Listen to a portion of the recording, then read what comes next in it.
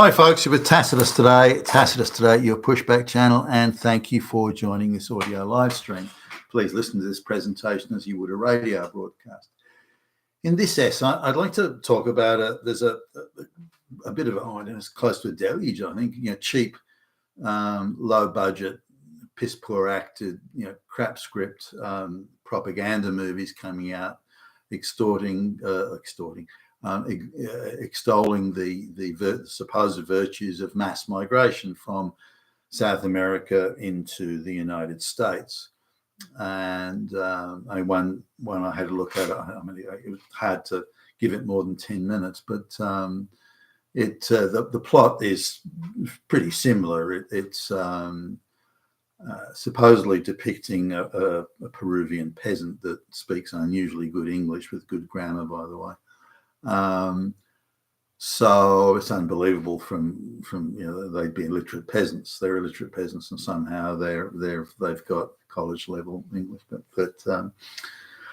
So they're being exploited by low wage workers, arbitrary poor working conditions, arbitrary dismissal, and this, that, and the next thing, and but what's really happening in those, they've got the gangsters there that are sort of running the labour market, and they're again being exploited. But in reality, it's the patriarchy. They're fighting the patriarchy, and it's women employees, women fighting back against misogyny and the patriarchy, and that's what it's all about. And there's only one place, according to the script, there's only one place they can go where they will enjoy freedom, which is the United States. All right, then let's look at that. Well, why isn't there why is your country in that state? Why is it that bad?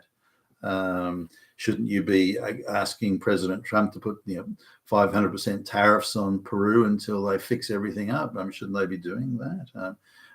Why do you think the only solution is to leave? And why must it only be to another first world country? The way the script runs is the mafia, gangster, employment racket type people. Why don't you just go to another South American country? Why must it be the United States, or another first world country? So they've got to go to the United States or Canada is the narrative here. So, and it's plucky women. The men are just sort of incidental hangers on, but it's these plucky women fighting back, fighting the patriarchy, the strength, the courage. What a girl boss. And so I go to America, and so off she goes, and then there's bad men trying to extort extra money out of her, and she's paid, but she fights back against them. There's bad men trying to have sex with her. Can't see why. We're not talking a hot-looking babe here, not at all. But there's that, and then she gets to America, and there's bad white men trying to exploit her, and this. But the idea is that they talk about it, amongst themselves in pretty decent English, and they say, "Well, we have to go to America, because that's where we'll be free." But we may not be able to get in there because fascist Nazis are in control at the moment. They hate us, even though we work hard and we are the best people, the soul of the earth. They hate us there now because they're Nazis. The Nazis are in control there now, and they hate us, and so on.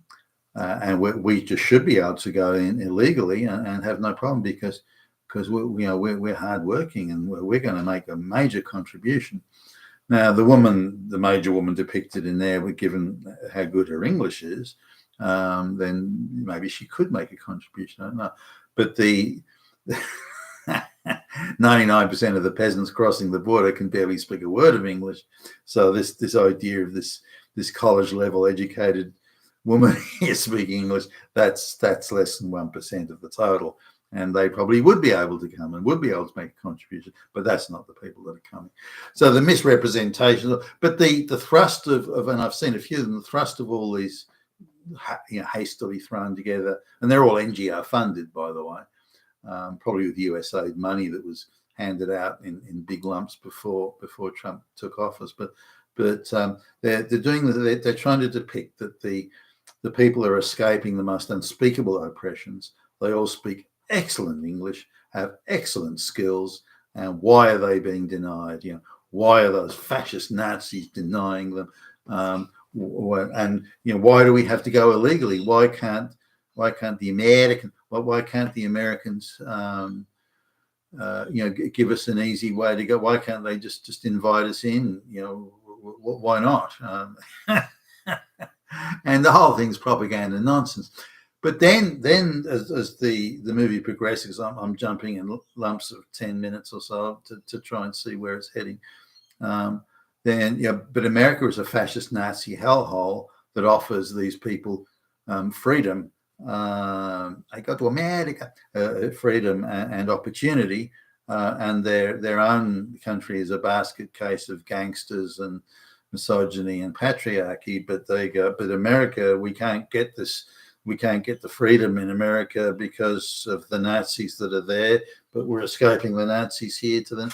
I mean, give me a fucking break. And the propaganda is endless. If anyone speaks English as well as that woman does and has an understanding of the law and this, that, and the next thing she does, she probably would be welcome in America, probably should apply and would get a visa. But that's not the people that are coming. So the outrageous misdepiction and so on is what certainly was irritating and annoying me. But it's the blatant attempt to misrepresent the situation by pushing this ridiculous and absurd propaganda that is particularly annoying.